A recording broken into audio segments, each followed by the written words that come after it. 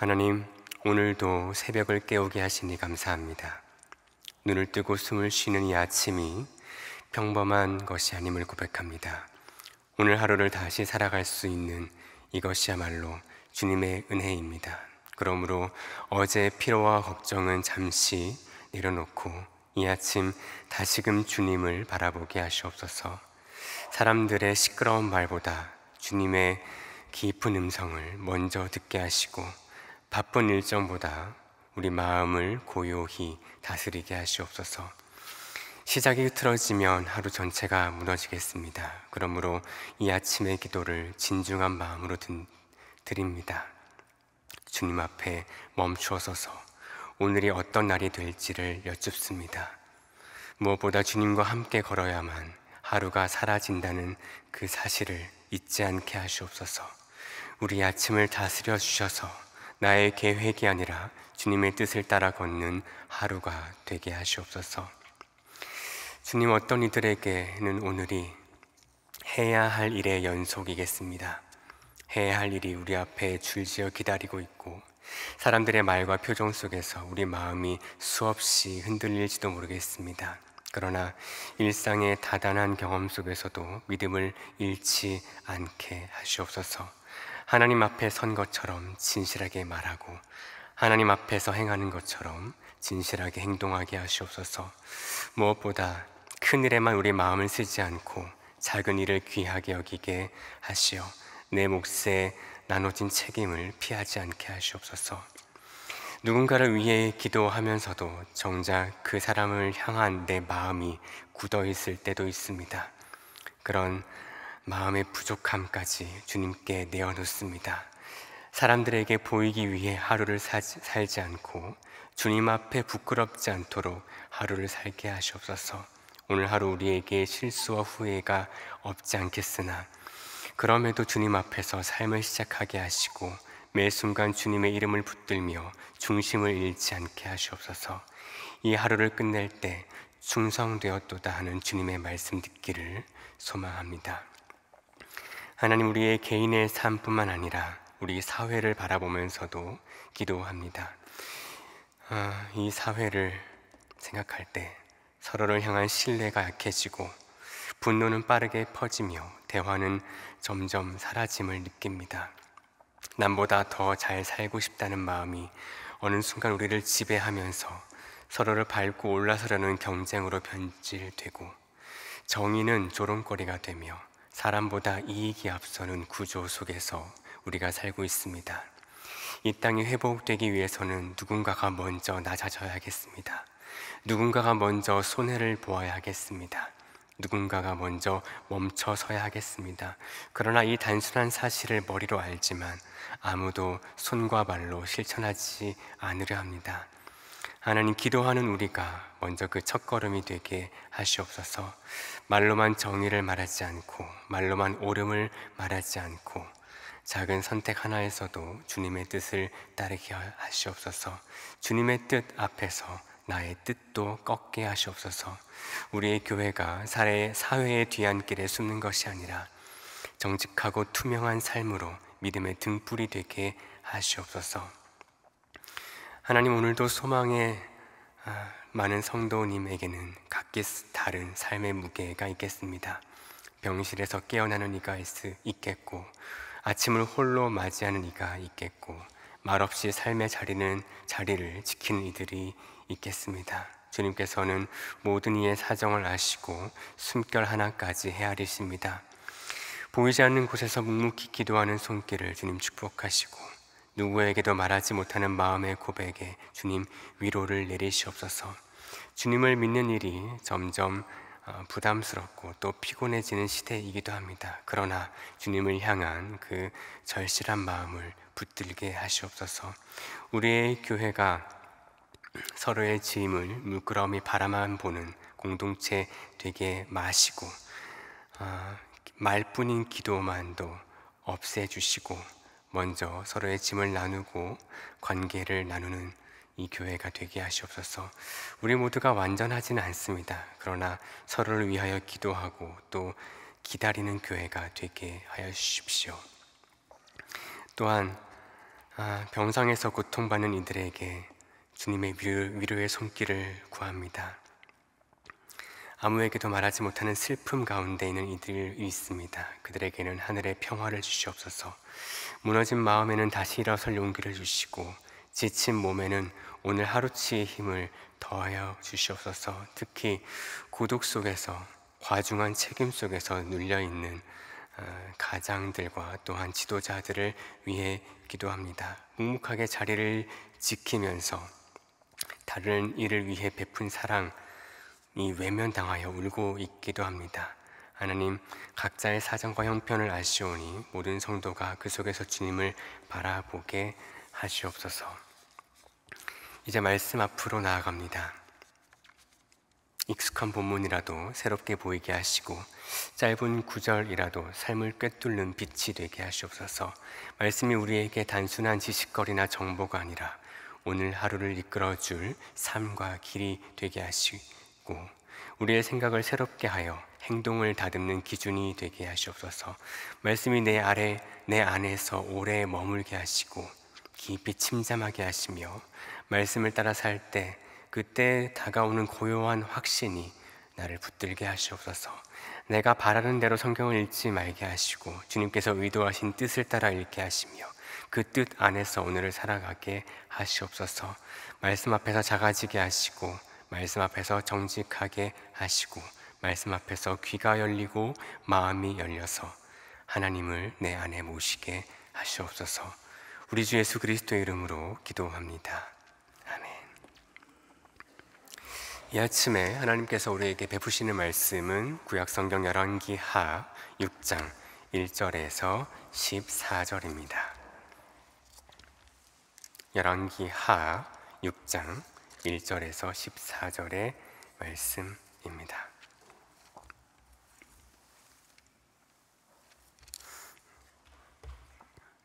말씀을 한 목소리로 받들어 읽습니다.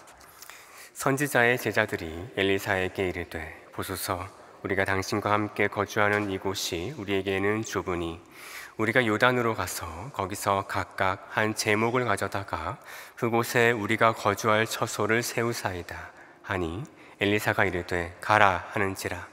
그 하나가 이르되 청하건대 당신도 종들과 함께 하소서 하니, 엘리사가 이르되 내가 가리라 하고 드디어 그들과 함께 가니라. 무리가 요단에 이르러 나무를 베더니 한 사람이 나무를 벨 때에 쇠도끼가 물에 떨어진지라. 이에 외쳐 이르되 아, 내 주여, 이는 빌려온 것이니이다 하니, 하나님의 사람이 이르되 어디 빠졌느냐 하매 그곳을 보이는지라. 엘리사가 나뭇가지를 베어 물에 던져 쇠도끼를 떠오르게 하고 이르되 너는 그것을 집으라 하니, 그 사람이 손을 내밀어 그것을 집으니라. 그때 아람 왕이 이스라엘과 더불어 싸우며 그의 신복들과 의논하여 이르기를 우리가 아무데 진을 치리라 하였더니, 하나님의 사람이 이스라엘 왕에게 보내 이르되 아람 사람이 그곳으로 나오나이다 하는지라. 이스라엘 왕이 하나님의 사람이 자기에게 말하여 경계한 곳으로 사람을 보내 방비하기가 한두 번이 아닌지라. 이러므로 아람 왕의 마음이 불안하여 그 신복들을 불러 이르되 우리 중에 누가 이스라엘 왕과 내통하는 것을 내게 말하지 아니하느냐 하니, 그 신복 중에 한 사람이 이르되 우리 주 왕이여 아니로소이다. 오직 이스라엘 선지자 엘리사가 왕이 침상에서 하신 말씀을 이스라엘의 왕에게 고하나이다 하는지라. 왕이 이르되 너희는 가서 엘리사가 어디 있나 보라. 내가 사람을 보내어 그를 잡으리라. 왕에게 아뢰어 이르되 보라, 그가 도단에 있도다 하나이다. 왕이 이에 말과 병거와 많은 군사를 보내매 그들이 밤에 가서 그 성읍을 에워쌌더라. 아멘.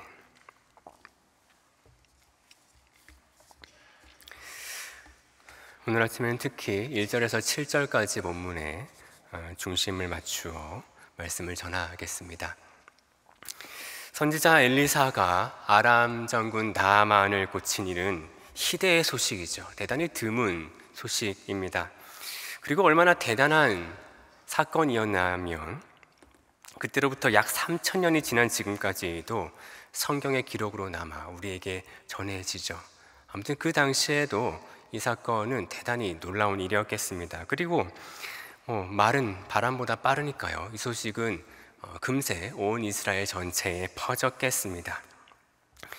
이렇게 말하면 조금 천박하겠으나 이 사건은 선지자 엘리사의 주가를 높여줬을 겁니다. 어떤 의미에서 엘리사의 전성기였다고도 말할 수 있겠죠. 커리어의 정점이었겠습니다.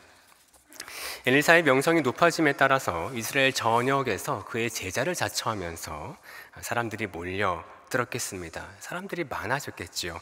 건물은 그대로인데, 집은 그대로인데 사람의 숫자가 많아지니까 공간이 비좁아진 것은 당연한 일입니다. 제자들은 스승에게 요청합니다. 스승님, 여기가 좁습니다. 요단으로 가서 집을 좀 크게 짓죠. 엘리사는 무심하게 허락합니다. 그래, 가거라. 엘리사는 자기를 향해 쏟아지는 명성에 관심이 없는 것처럼 보입니다. 몰려드는 무리가 그에게 찬사를 보냈겠습니다. 선생님 대단하십니다. 선생님 위대하십니다. 그러나 엘리사는 그 말들을 허명으로 듣는 것 같아요. 초탈한 모습입니다. 대단한 영성의 경지이겠지요. 그러나 역설적으로 군중은 그렇게 초탈한 인물에게 더 매력을 느낍니다. 제자들이 권합니다. 선생님도 함께 가셔야 합니다. 여기서 또 엘리야의 깊은 영성이 드러납니다. 엘리야는 자기의 뜻을 고집하지 않습니다. 자기의 뜻을 꺾을 수 있는 사람이지요. 대답하죠. 내가 가겠다. 자기를 고집하지 않는 것, 이것 또한 엘리사의 깊은 영성이겠습니다. 그리고 이어지는 이야기는 마치 전래동화의 한 장면 같습니다. 우리 어릴 때 금도끼, 은도끼 이야기 읽지 않았습니까? 꼭 그런 전래동화 같습니다. 선지자의 무리가 집을 짓기 시작합니다. 저마다 장비를 빌려왔겠죠. 나무를 베다가 아마도 도끼가 자루에서 빠져나라가 물에 빠졌을 겁니다. 그때 이 사람이 하는 말, 아이고 선생님, 이것은 빌려온 도끼입니다. 왜 이런 말을 했을까요? 이게 그에게 커다란 일이기 때문입니다. 지금이야 도끼 한 자루가 아무것도 아니겠습니다. 많은 엘리사의 시대는 기원전 9세기입니다. 철기 시대라고 하지만 철기 시대의 초기이죠. 철기는 여전히 비싼 도구였겠습니다. 지금으로 따지면 내가 포크레인 같은 중장비를 빌렸는데 그걸 망가뜨렸어요. 포크레인 전체를 하나 사줘야 되는 그런 입장이라면 이거 큰일이죠. 그 제자는 큰일 났습니다. 이 큰 빚을 지게 생겼거든요. 근데 여러분, 빚을 진다는 것은 그때 상황으로는 종으로 팔려갈 수 있다는 얘기겠습니다. 앞선 4장에서 엘리사가 그 과부의 사정을 헤아린 적이 있죠. 과부의 두 아이가 부모의 빚 때문에 종으로 팔려갈 뻔했지 않았습니까? 그래서 이 도끼를 빠뜨린 사건은 아무것도 아닌 게 아닙니다. 한 사람의 인생이 종으로 전락할 수 있는 절체절명의 위기에서 그를 건져준 사건이죠. 엘리사는 제자의 외침에 응답합니다. 어디냐? 어디에 빠뜨렸냐? 그러고서는 그의 행동은 참 특이하죠. 나뭇가지를 베어서 물에 던집니다. 그랬더니 쇠도끼가 물에서 떠올랐더라. 엘리사가 무심하게 또 말합니다. 집어라. 제자가 손을 내밀어 도끼를 건집니다. 이것이 마치 전래동화 같은 오늘 본문의 이야기인데, 저는 이 사건을 세 가지로 초점을 맞추어서 살펴보려고 합니다. 세 가지 중에 첫 번째 초점입니다. 기적의 신학이죠. 먼저 기적에 관한 이야기입니다. 이것은 기적입니다. 이리 보고 저리 보아도 기적이지요. 네, 기적을 읽을 때 방해가 되거나 혹은 기적 읽기에 거의 실패가 되는 어떤 독법이 있습니다. 연유와 재현을 궁금해하는 것입니다. 연유란 이런 것이죠. 그 일은 어떻게 일어났는가 이겁니다. 어떻게 나뭇가지를 던지면 쇠도끼가 떠오르지? 이것에 천착하는 질문이죠. 그럼 이 질문의 답은 적어도 우리 현대인들에게는 이럴 수밖에 없습니다. 그럼 말이 안 되지. 말이 안 돼. 성경은 전설 속의 이야기 같지. 역시 믿을만하지 않군. 이렇게 결론 나기가 쉽죠. 근데 여러분, 열왕기하 3장에서 엘리사가 가뭄을 거슬러서 내리는 비를 예고한 적이 있습니다. 그러면서 이렇게 말합니다. 열왕기하 3장 18절에 이것은 여호와께서 보시기에 작은 일이다. 이것은 여호와께서 보시기에 작은 일입니다. 그래서 기적의 그 이유는 사실 창세기 1장 1절을 믿어야 해결됩니다. 태초에 하나님이 천지를 창조하시니라. 천지가 그분 발 아래 있다는 사실을 믿어야만 해결이 되는 일이죠. 두 번째로 기적 읽기를 방해하는 독법은 재현입니다. 재현, 다시 나타남이죠. 이 기적이 사실이라면 오늘날에도 나타나야 하지 않는가? 왜 오늘날에는 그런 일이 나타나지 않는가? 이렇게 묻는 독법입니다. 이것에 대해 할 말이 많을 수 있겠지만 오늘은 기적이 주제는 아니기 때문에 접어두고, 다만 그것도 지혜로운 질문이 아니겠습니다. 반복되지 않는다고 해서 그 사건이 일어나지 않았다, 이렇게 말할 수는 없죠. 그것은 귀납적 일반화의 오류이겠습니다.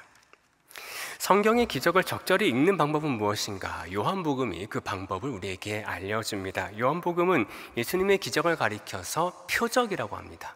표적이죠. 사인입니다. 예수님의 기적은 예수님의 정체를 드러내는 사인입니다. 그러므로 오병이어 사건이라는 기적은 예수님께서 생명의 떡이라는 진리를 드러내는 일이죠. 그러니까 기적은 그 자체보다는 그것이 무엇을 드러내려 하는 것인가, 이것이 무엇에 대한 사인인가, 이렇게 읽는 것이 중요합니다. 그래서 기적을 정당하게 읽으려면 그 기적을 통하여 무엇이 드러나는지 봐야 합니다. 손가락이 아니라 달을 봐야 한다, 그런 의미겠습니다. 그래서 오늘 본문으로 돌아가면 이 기적을 통해 무엇이 드러나나요? 하나님의 관심사가 드러납니다. 하나님께서 무엇에 관심하시는가? 오늘 본문 6절은 엘리사를 가리켜서 하나님의 사람이라고 합니다. 그러니까 이 기적이 하나님의 사람이 하나님의 관심사를 투영한 일이다, 이렇게 말하는 셈이죠. 이 기적을 통해서 무슨 일이 일어납니까? 결국 한 사람의 인생과 그 가족의 인생이 종으로 전락하지 않았죠. 엘리사의 시대는 한마디로 격동과 혼란의 시기였습니다. 나라 밖으로는 계속되는 전쟁으로 어지러웠고요, 전쟁의 여파는 고스란히 그 땅 백성에게 전가되었겠습니다. 민생은 팍팍하기 이를 데가 없습니다. 그래서 엘리사의 사건들을 보면은 엘리사가 큰 전쟁에도 개입하지만 민생의 작은 일에도 개입합니다. 과부의 일, 이런 것들에 개입을 하죠. 하나님은 거시적인 사건인 국가의 중재사에도 개입하시지만 이 미시적인 사건인 개인의 인생사에도 개입하십니다. 그래서 성경을 읽을 때 우리는 두 가지로 놀랍니다. 하나, 하나님은 우리가 생각하는 것보다 크시구나. 그래서 예언자들은 국가의 중대사에 개입합니다. 하나님은 국가적으로 벌어지는 일에도 관심을 기울이시죠. 나, 개인, 또 우리 가족, 우리 교회를 넘어서는 일에도 하나님은 관심하고 계십니다. 동시에 하나님은 우리의 기대보다 섬세하시구나. 국가적인 사건에 비하면 이 한 개인이 노예로 전락하는 이 일은 너무나 작아 보입니다. 그러나 그 일에도 하나님은 똑같이 관심하시죠. 높은 사람인 나만을 고치는 일에도 하나님은 관심하시지만 정말 이름도 없이 등장하는 이 사람의 인생사에도 하나님은 관심하십니다. 그러면 이 기적은 우리에게 일러주죠. 하나님의 관심사는 어디인가? 하나님의 관심사는 우리보다 크고 또 우리보다 섬세하시다, 하나님을 드러내십니다. 두 번째 초점은 일상의 신학, 이렇게 이름을 붙여봤습니다. 그 첫 번째 초점에서 이어지겠는데요, 하나님은 우리가 일상에 사는 일에도 관심을 기울이십니다. 오늘 사건 보시면 이 사건은 성전에서 일어난 사건이 아닙니다. 이 선지자 생도들이 제사를 드릴 때, 혹은 제사를 배울 때, 혹은 하나님의 말씀을 배우다가, 혹은 어떤 봉사를 하다가 벌어진 일도 아닙니다. 그냥 자기들이 살 집을 짓다가 그랬어요. 그런 의미에서 이 일은 우리가 생각하기에 거룩한 장소에서 벌어지지 않았습니다. 거룩한 일을 하다가 벌어지지도 않았습니다. 일상의 장소에서 일상의 일을 하다가 벌어진 사건입니다. 그러나 하나님은 그 일에도 관심을 기울이신다. 20세기 초 영국의 작가이자 기독교 사상가이기도 했던 도로시 세이어즈는 왜 일하는가라는 제목의 에세이를 썼는데, 여기서 말합니다. 하나님은 우리가 하는 일에, 우리가 일상에서 하는 일에도 관심을 기울이신다.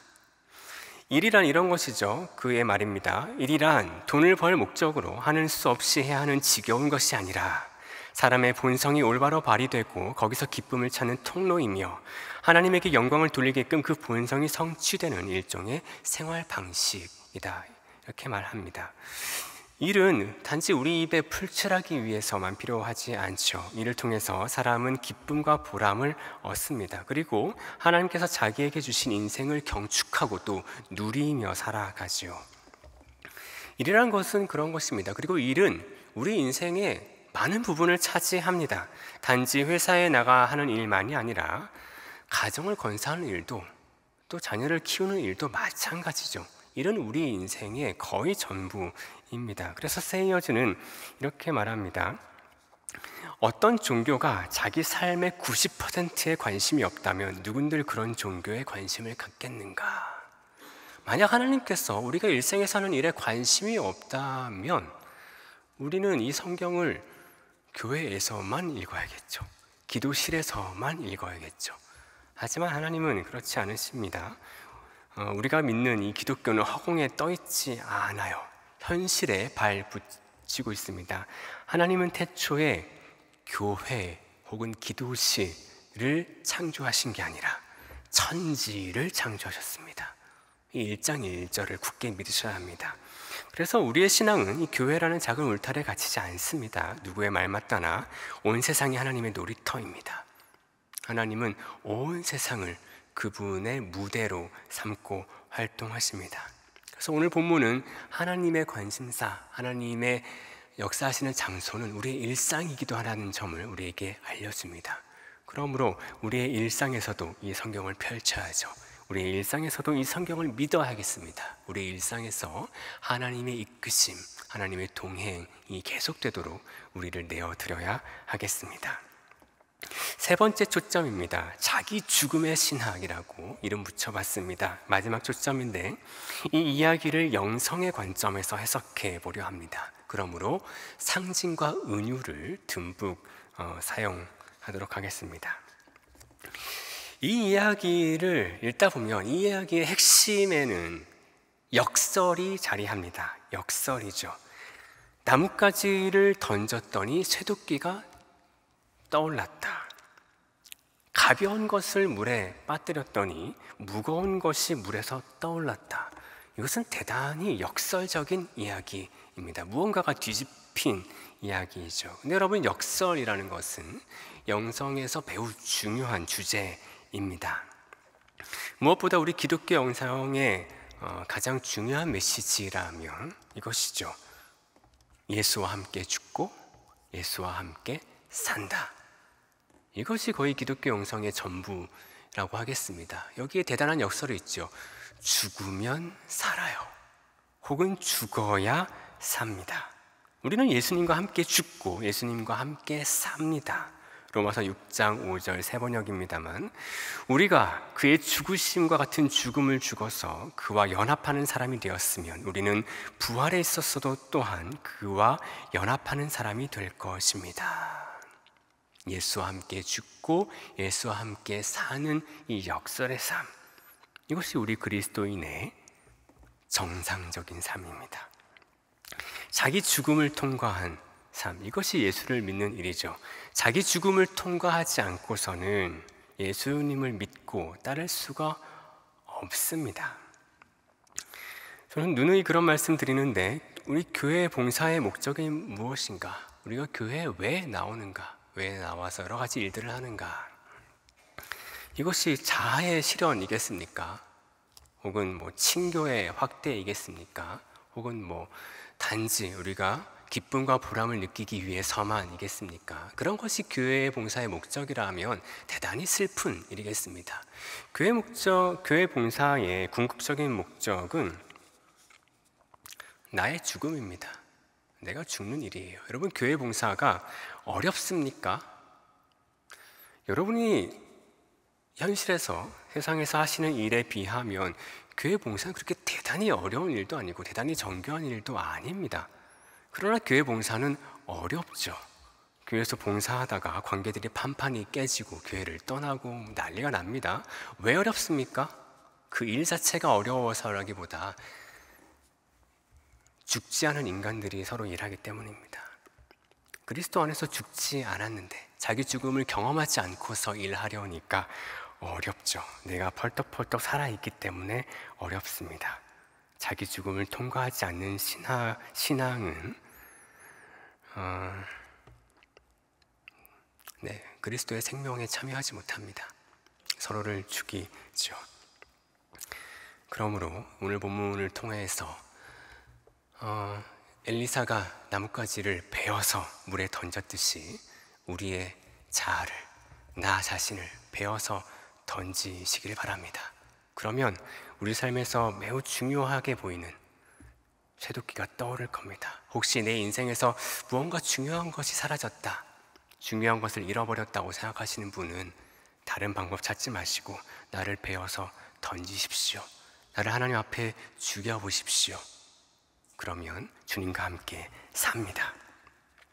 오늘 본문을 세 가지 초점으로 살펴봤습니다. 기적의 신학을 말씀드렸어요. 기적은 하나님의 관심사를 드러내는 도구였다. 일상의 신학도 말씀드렸습니다. 하나님은 국제 정세와 나라의 평화에도 관심하시지만 우리가 일상에서 하는 작은 일에도 관심하신다. 또 자기 죽음의 신학도 말씀드렸습니다. 자기의 죽음을 경험하지 않고서는 예수를 믿을 수 없고 예수와 함께 살아가는 일도 없습니다. 오늘 하루 하나님의 관심사를 여러분의 관심사로 삼아 보십시오.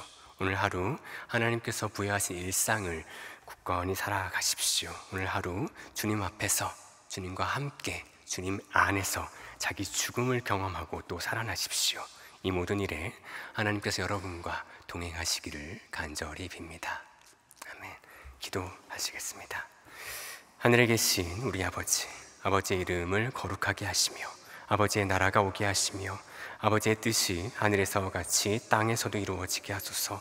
오늘 우리에게 일용할 양식을 주시고 우리가 우리에게 잘못한 사람을 용서하여 준 것 같이 우리 죄를 용서하여 주시고 우리를 시험에 빠지지 않게 하시고 악에서 구하소서.